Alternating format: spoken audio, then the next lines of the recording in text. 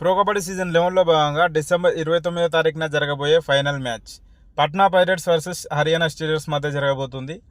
రెండుల మధ్య head to head record చూసుకున్నట్లయితే total 13 మ్యాచ్లు జరగగా హర్యానా స్టీలర్స్ 7 మ్యాచ్లో విజయం సాధిస్తే పట్నా పైరేట్స్ 5 మ్యాచ్లో విజయం సాధించింది. ఒక మ్యాచ్ టైగా ముగిసింది.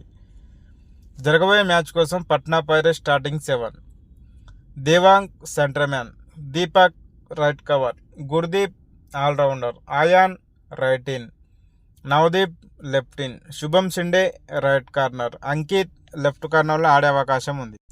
Haryana steelers starting 7: Shivam Patare centre man, Sanjay right cover, Jaideep left cover, Vinay right in, Vishal Tate left in, Rahul Sitpal right corner, Mohammad Reza Shadloui left కార్నర్లో ఆడే అవకాశం ఉంది. పట్నా పైరేట్స్ నుంచి చూసుకున్నట్లయితే ఈ సీజన్లో దేవాంగ్ టాప్ రైడర్గా ఉన్నాడు. హర్యానా స్టీలర్స్ నుంచి చూసుకున్నట్లయితే మహమ్మద్ రజా షాదులు టాప్ డిఫెండర్గా ఉన్నాడు.